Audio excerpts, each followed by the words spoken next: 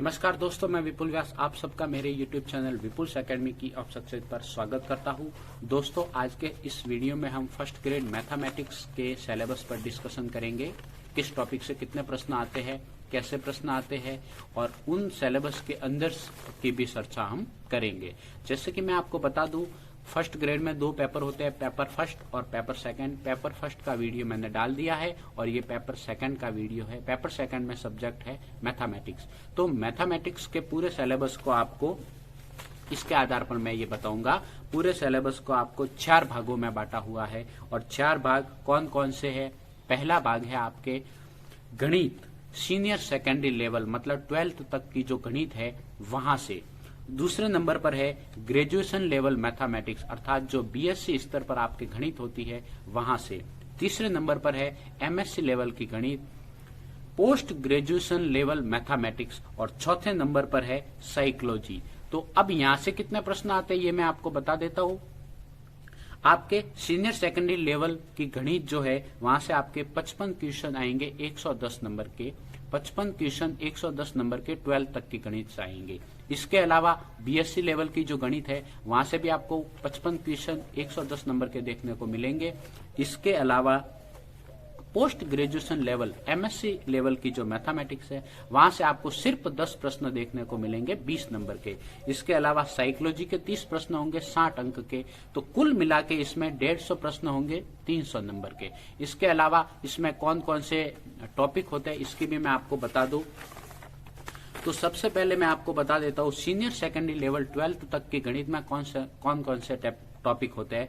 तो पहला टॉपिक होता है सेट्स, रिलेशन एंड फंक्शन, समुच्चय और फलन। तो समुच्चय और फलन जो है इस 12th लेवल की मैथमेटिक्स से 11 टॉपिक है, 11 पार्ट कह सकते हो आप, और 11 पार्ट से 55 क्वेश्चन अर्थात एक टॉपिक से आपको 5 क्वेश्चन देखने को मिलेंगे। तो समुच्चय और फलन यहां से आपको 5 प्रश्न देखने को मिलते हैं। इसके अलावा लिमिट, कंटिन्यूटी एंड डिफरेंटिबिलिटी यहां से भी आपको 5 प्रश्न देखने को मिलेंगे। तीसरे नंबर पर है कॉम्प्लेक्स एंड वेक्टर अलजेब्रा, यहां से भी आपको 5 प्रश्न देखने को मिलेंगे। चौथे नंबर पर है डिफरेंशियल कैलकुलस। डिफरेंशियल कैलकुलस जो है यहां से भी आपको 5 प्रश्न देखने को मिलेंगे अवकलन से।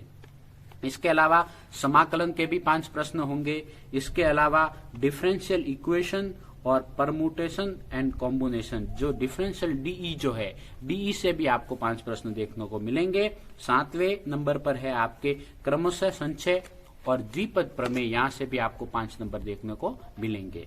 इसके अलावा जो है आव्यूह और सारणिक, आव्यूह तथा सारणिक से भी आपको टोटल 5 प्रश्न देखने को मिलेंगे। बहुत ही इजी टॉपिक है, आप कम समय में इसको कवर कर सकते हो। 9वें नंबर पर है 2D ज्योमेट्री। 2D ज्योमेट्री में क्या आता है, सर्कल आता है, परवलय आता है, दीर्घवृत्त आता है और अति परवलय आता है। यहां से भी आपको 5 प्रश्न देखने को मिलेंगे।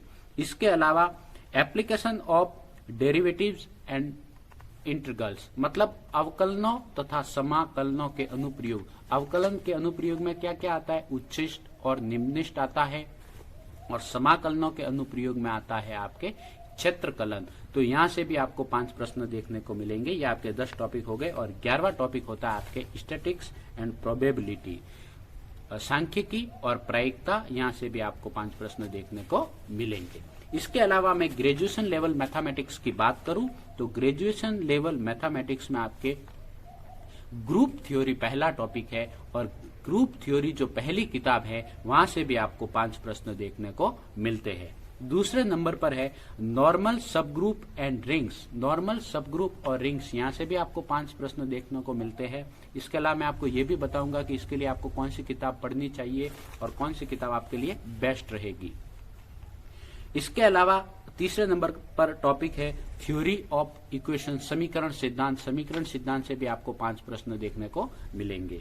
इसके अलावा कैलकुलस, कैलकुलस या कलन, कलन में आ जाती है आपके वक्रता, उच्छिष्ट और निम्निष्ट, एनवालोग, केंद्रज, अनंत स्पर्शिया, ये सारे टॉपिक आपके कैलकुलस में है और यहां से भी आपको 5 प्रश्न देखने को मिलेंगे। इसके अलावा मैं बात करूं एडवांस कैलकुलस। एडवांस कैलकुलस जो है यहाँ से भी आपको टोटल 5 प्रश्न देखने को मिलेंगे, जिसमें कौन कौन से टॉपिक आते हैं, रोल प्रमेय, लंगराज प्रमेय, माध्यमान प्रमेय, यहाँ से भी आपको 5 प्रश्न देखने को मिलेंगे। ये आपके 5 टॉपिक कंप्लीट हो चुके हैं। छठे नंबर पर टॉपिक है कॉम्प्लेक्स एनालिसिस, सम्मिश्र विश्लेषण। सम्मिश्र विश्लेषण से भी आपको 5 प्रश्न देखने को मिलेंगे।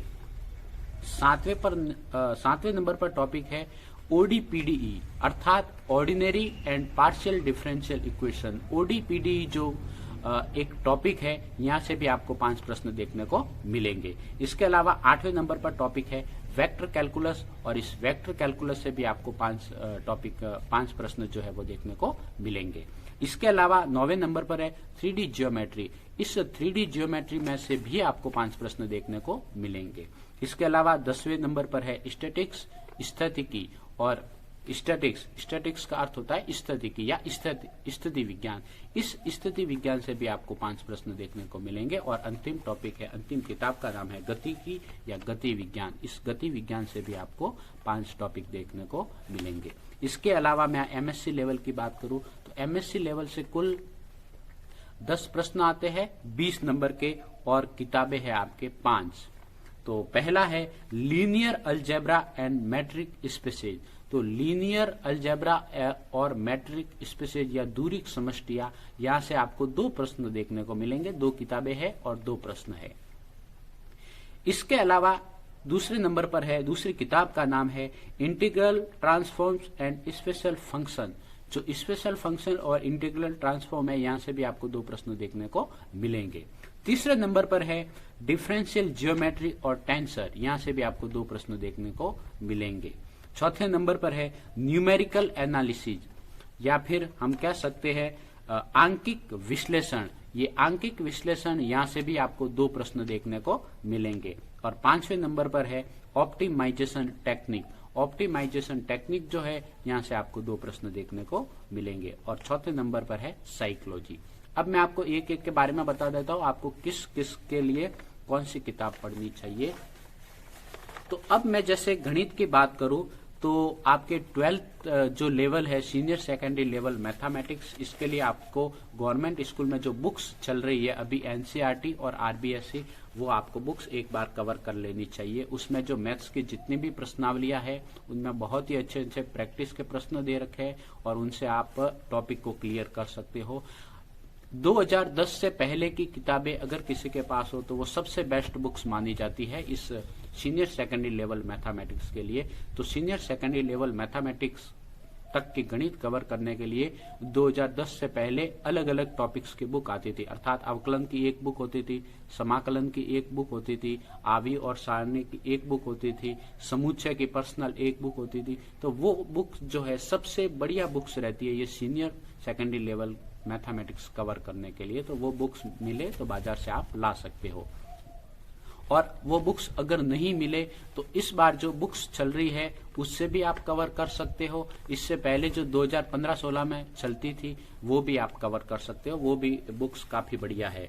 इसके अलावा मैं बात करूं बीएससी लेवल की मैथमेटिक्स, तो बीएससी लेवल की जो मैथमेटिक्स है उसको कवर करने के लिए आप एक नवकार प्रकाशन, जो गोखरू और सैनी की बुक्स चलती है कॉलेजों में, नवकार प्रकाशन, वो आप ला सकते हो। इसके अलावा जेपीएच की जो बुक्स आती है, जेपीएच जो बुक्स काफी बढ़िया होती है, वो भी आप परचेज करके इसको पढ़ सकते हो। तो बीएससी लेवल की गणित कवर करने के लिए आपको नवकार और जेपीएच, इनके बुक्स आपको लानी चाहिए।